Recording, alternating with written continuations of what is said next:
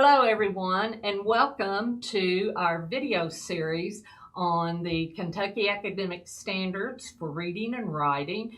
Our intent is to have a series of videos that will help support you as you begin your work in analyzing the standards and making instructional decisions based on those standards.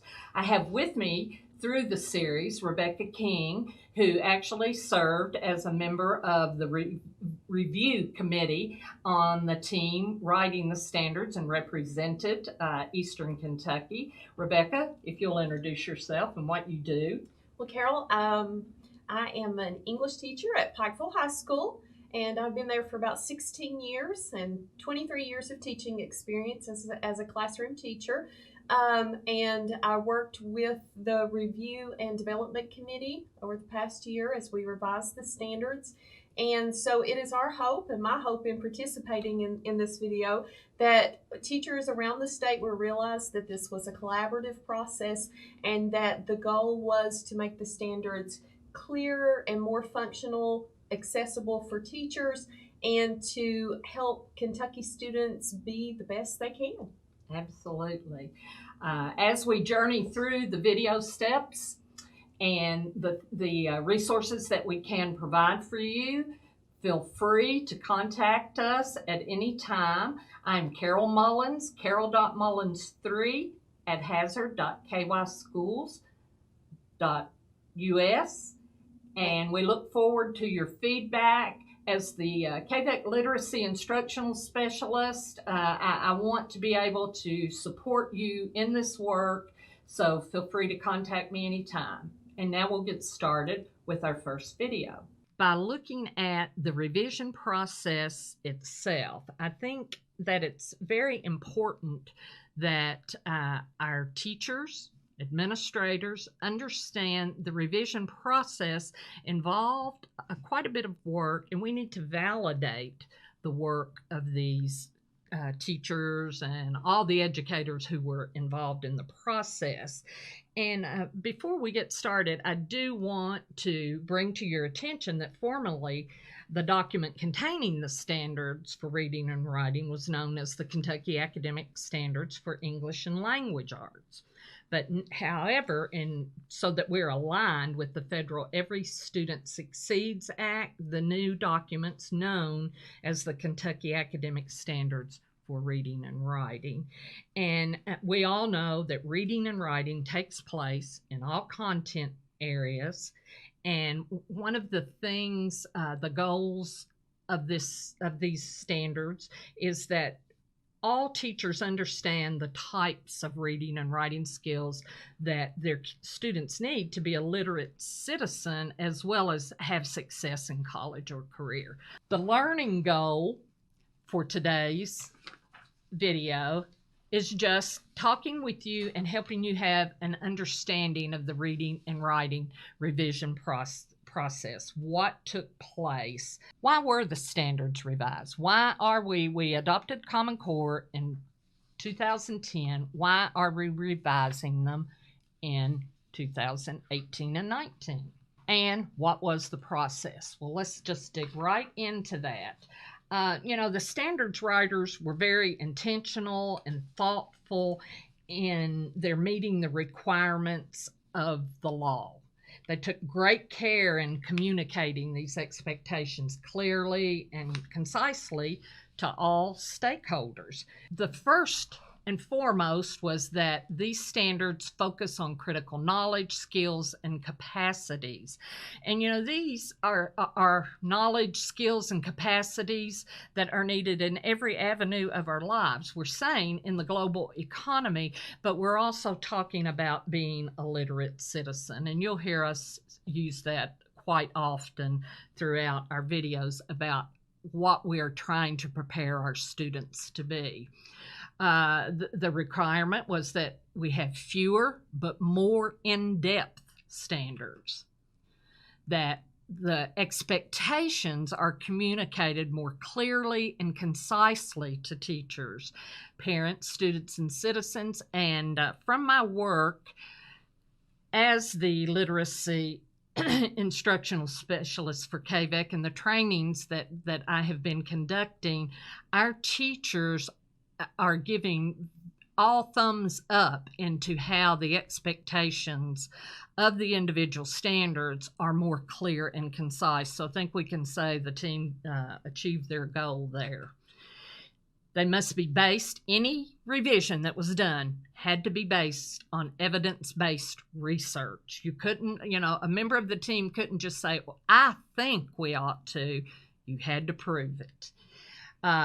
International benchmarks, of course, were considered because we are preparing kids to be literate citizens and be a part of a global economy. And then again, to continue what the Common Core standards started, to ensure that the standards are aligned from elementary to high school to post-secondary so that students can be successful at each education level. In other words, the standards will have a guide to say this is what we want our kids to know and be able to do by the time they leave high school. This is your part at, say, a third grade teacher of helping them reach that goal. And that is exactly the same as what we did with the Common Core standards. Now, the standards creation process was consisted by two different teams of Kentucky educators and community members. The first team was called the advisory panel. Their function was to review the standards and make recommendations to the next committee, the Review and Development Committee, of which Rebecca King, who is with us, was a part of that committee. I think one of the best things they did is the next bullet on the screen. In addition to revising the standards, this panel created a new architectural structure for the standards, which has been given high praise by every teacher that I have trained since July 1, and making them clearer, more concise. The second panel or committee, of which Rebecca was a part of, the Review and Development Committee, was composed of the same type of persons, teachers, post-secondary, and community. But the function of this committee was to review the work and findings from the advisory panel and make recommendations to revise or replace additional standards. So I've given you a quick introduction, and now Rebecca is going to take you a little further and clarify some of their work. Okay, Carol. One of the things that I want everybody to realize and understand is that the people who were on these committees were representative groups from the entire state. There were people from every region of the state. There were stakeholders from the community, from post-secondary education, practicing classroom teachers. Everybody was a part of this process. It wasn't just a few people, but it was a representative group statewide, and everybody had someone in the room representing them. And so when we would start to work on a chunk of standards, it would always be a representative group. There would be people from each level in that group. It wasn't just primary people who worked on primary standards, but there would be people from post-secondary with expertise in early childhood development, those kinds of things. There were high school stakeholders. I remember one day I worked with elementary standards, which was probably one of the most enlightening things I've done in my career.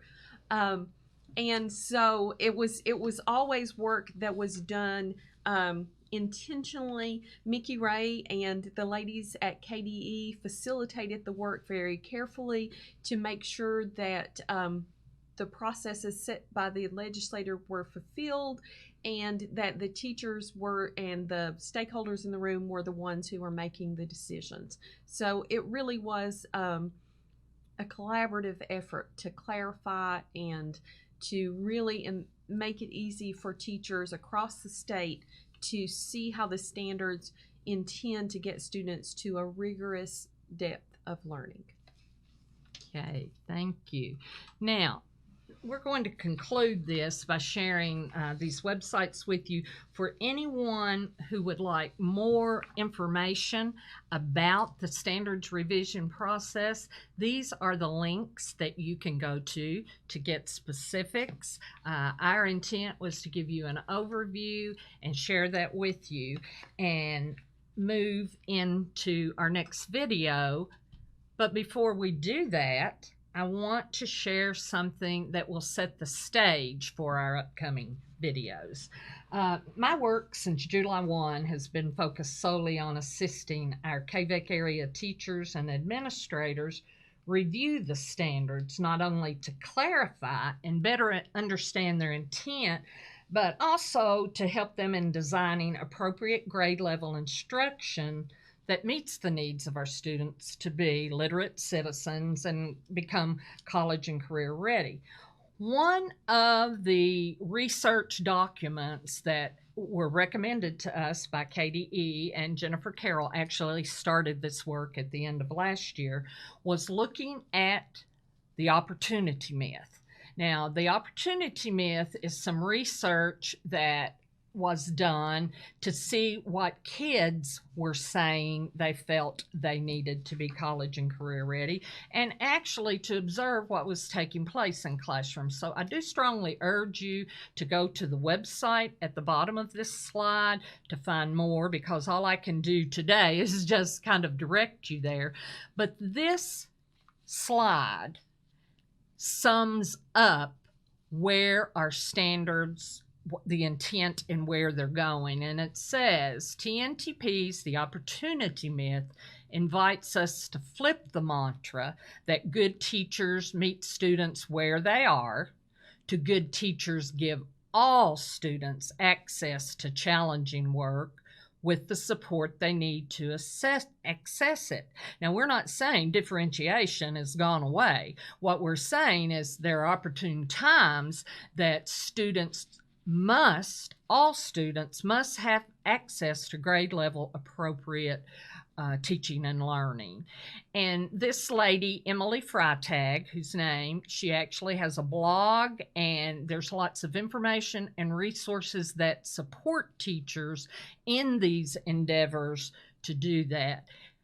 And as we go through the video series, the resources that we are sharing, that some of them were KDE developed, some of them are developed by us as our team working together to create the trainings, but we are finding the resources we need to help you from this website, the tntp.org. So through the video series, you will see us referring to the tntp.org and the opportunity myth.